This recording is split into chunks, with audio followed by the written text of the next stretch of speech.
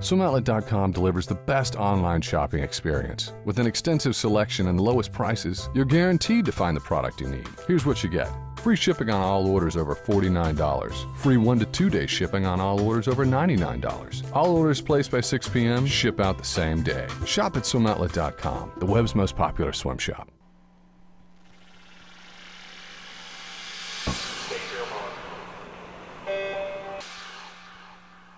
This is the Morning Swim Show for Friday, September 13th, 2013. I'm your host, Jeff Cummings.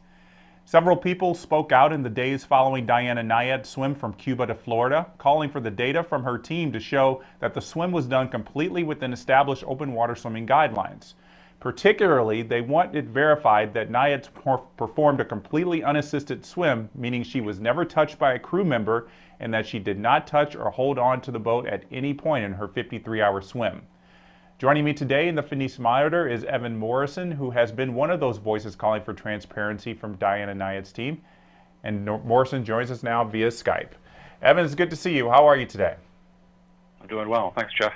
Well, let's start by giving people an idea of your swimming background. You swam at Princeton in the late 90s. How did you find your way to open water swimming?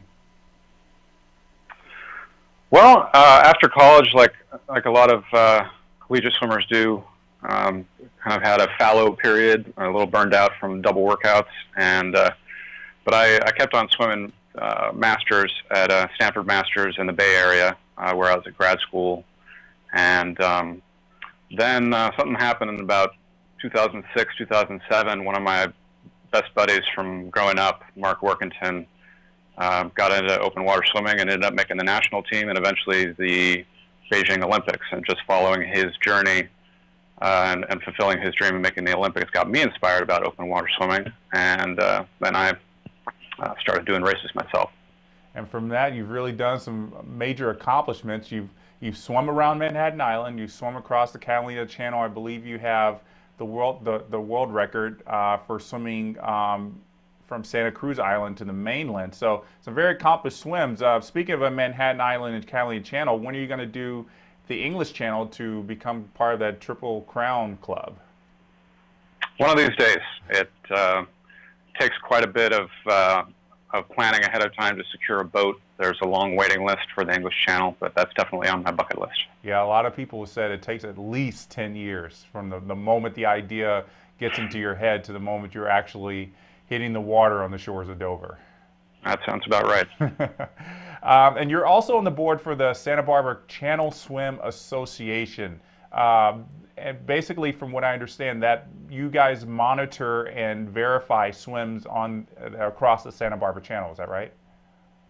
That's right. We have there are 8 channel islands off of the coast of California, and Catalina is the best-known channel island. They have their own organization. The Santa Barbara Channel Swimming Association sanctions swims to, from, and around the other 7 of the Channel Islands besides Catalina.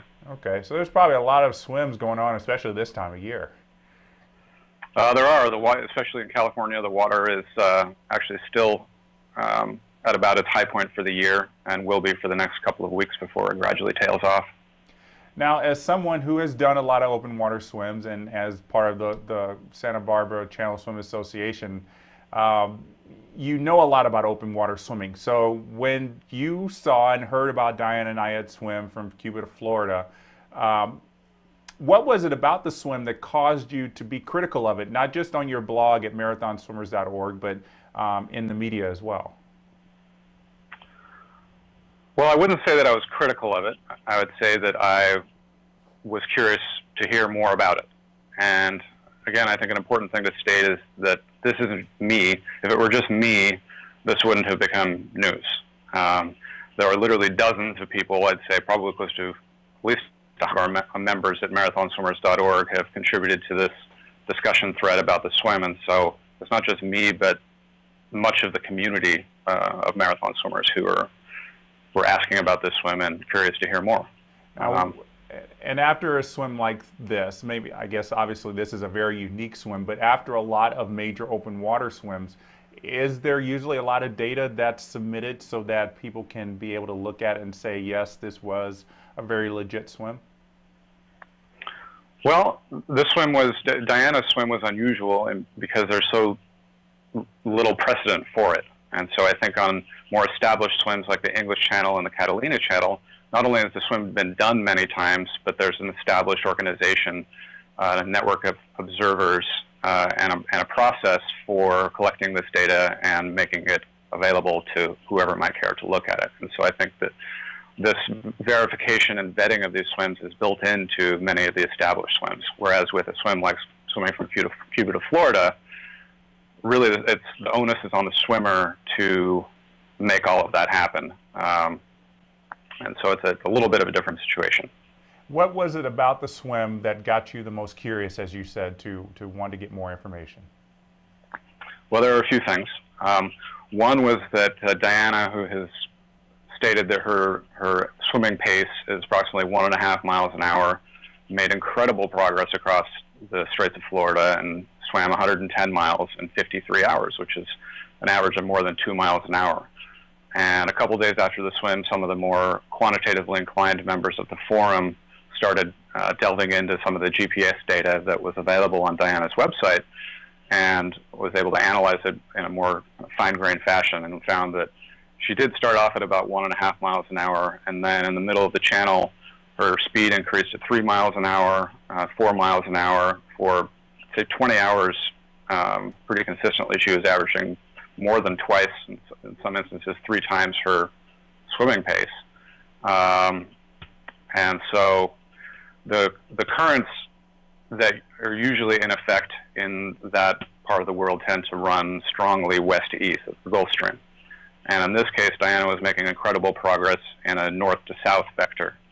And so I think a lot of us were wondering, well, why are the currents doing something different than what we've seen in the past with swimmers who've done this? And also when we were looking at some of the live data, live current charts that were available for us to look at, they weren't showing the south to north vector. So I think we were wondering how that happened. The second thing that we were curious about was Diana's team reported on her blog that on the second night of the swim, 30-plus hours into the swim, she went 7.5 hours without feeding or drinking.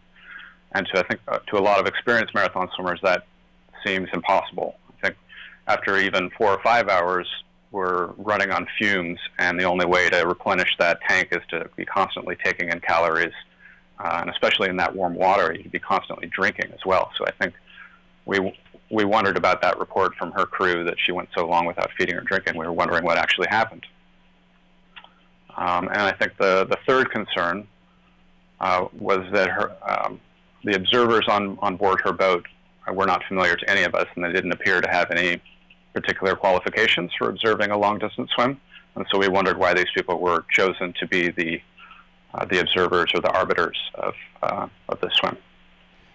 And so just earlier this week, I should say, you know, for a while, Diana's team wasn't really saying anything. They weren't giving anybody any data. And then earlier this week, Diana and some members of her team participated in a roundtable discussion that you were part of.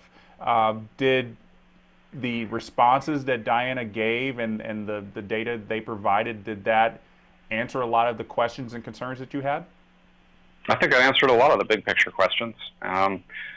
First, we heard from her navigator, who was essentially in charge of plotting their course across the channel, given the Gulf Stream currents, which is a fairly complicated task and not one that I was really qualified to even ask particularly complicated questions about. But I found him to be very credible and professional, and really it was a fascinating discussion of the currents that they were seeing out there and how they managed to identify this rare south to north current and take advantage of it to help her get to Florida.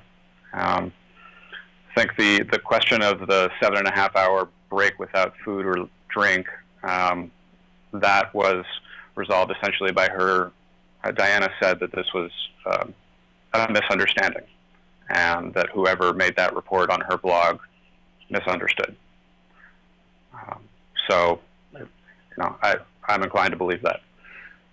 And then about, we didn't actually get to talk with her observers. Diana's explanation for why she chose these people was that her originally planned observer, Stephen Munatonas, was not available at the time, so she had to just find people on the spot in Key West, and those were the people she found. Okay, so it does sound like you walked away from this like a satisfied person that you could join the crowd of supporters for this swim now without any reservation? I mean, I think I supported the swim from the beginning, and that I absolutely admire anyone who would even attempt this swim. It's a mind-boggling thing to even try. I think after getting beaten down by the ocean 4 times before, and she comes back and tries a 5th time, it took a lot of courage, and so I've been supportive of that from the very beginning. But as a fellow marathon swimmer, I live for details, and I think we all wanted to learn from what happened out there, so that if one of us decides to attempt this swim in the future, then we have that. I think the only remaining thing, well, there are a few remaining issues. One was that Diana committed to her team releasing all of the official logs publicly, so she resolved to do that immediately, and so far that hasn't happened yet to my knowledge, and so I'm looking forward to reading those logs and getting a better sense in detail about how they were thinking about the swim as it was happening. And then another remaining issue is how the swim will be categorized in the record books. Diana has been very public about claiming this as a world record for an unassisted ocean swim. But actually the term unassisted is fairly technical, and this is getting into a little inside baseball. But unassisted means that you don't have any aid to your buoyancy or your speed or heat retention or endurance. Any device or swimwear that helps you with any of those things, that's considered assistance. And so I think it remains to be decided by there's no global governing body for marathon swimming, so it comes down to a community consensus about how this swim will be categorized for the record books. And by anything that would aid in buoyancy or endurance or things like that, you're specifically referring to the jellyfish suit and mask that she wore, which a lot of people were talking about. Seemed to have made it easier for her this year, because that was one less thing she had to worry about, was those jellyfish stings, which had derailed her in the past. So knowing that jellyfish seemed to be the biggest obstacle in this Cuba to Florida swim, would you say that it was something that had to be worn, that there was no way that she could possibly be able to deal with those jellyfish otherwise and be able to complete the swim? Well, actually, a quick point of clarification. I personally don't see the jellyfish suit as being a form of assistance. I see it being a form of protection. I don't think that the suit she was wearing helped her speed. I think it probably hurt her speed. So that's not really something that concerns me personally. Other people may disagree, but for me, the stinger suit isn't a problem. For me, the most important issue in deciding whether this is assisted or unassisted is something that she acknowledged in the conference call, which is that when she was getting in and out of the stinger suit, she had to put it on at night, because that's when I guess the jellyfish come out in that particular part of the ocean. When she was getting out of and getting into the suit, she was touched by her crew. Crew helped her get the suit on. And one of the oldest and most fundamental rules of marathon swimming is that you don't touch boats or kayaks or other people over the course of the swim. And so that really is the more important issue, I think, than the suit itself. Well, I appreciate you helping me clarify that, because I think a lot of people were, and maybe this is the fault of the general media that doesn't follow marathon swimming a lot, is they were calling that jellyfish suit a form of assistance, in the sense of it allowed her to swim without any kind of worry, which obviously makes you can swim faster through these schools of jellyfish knowing that you don't have any concerns over it. Yeah, and it could be that this swim, I don't want to say it's impossible without the stinger suit, but it certainly removes a very big risk to the swim. So, but as long as it doesn't enhance speed or buoyancy or heat retention or endurance, then I don't consider it assistance. Although it is true that it wouldn't be allowed in the English Channel. But I think Diana is correct when she says that the Straits of Florida aren't the English Channel. It's a different body of water. Absolutely, and plus it's about 5 times as long. Yeah, that too. Well, knowing everything that, I guess almost everything that Diana has gone through, I know you're still waiting to see some of the logs, but do you think you'd ever want to attempt this? Would you recommend it to anyone? I don't think it's the kind of swim that can be recommended. You know, I think if you have a dream and you have an itch to do something like that, then that's really personal. I personally don't. I'm more of a cold water guy. I live in San Francisco and I swim in the bay without a wetsuit, and that's the kind of water I prefer to swim in. That's the challenge I prefer. The Straits of Florida is, 80-something degree water, and that, I have a hard time even with an 80-degree pool. That just seems too warm to me. Yeah, I'm with you there on the pool temperature. Well, cool. Well, Evan, thanks so much for talking about your thoughts on this swim, and we look forward to, I guess, seeing how this all resolves and hopefully in the coming days. Me too. Thanks, Jeff. All right, our pleasure. See you soon. Bye. All right, so that's going to wrap it up for this edition of the Morning Swim Show. Have a great weekend, everyone, and we will see you on Monday.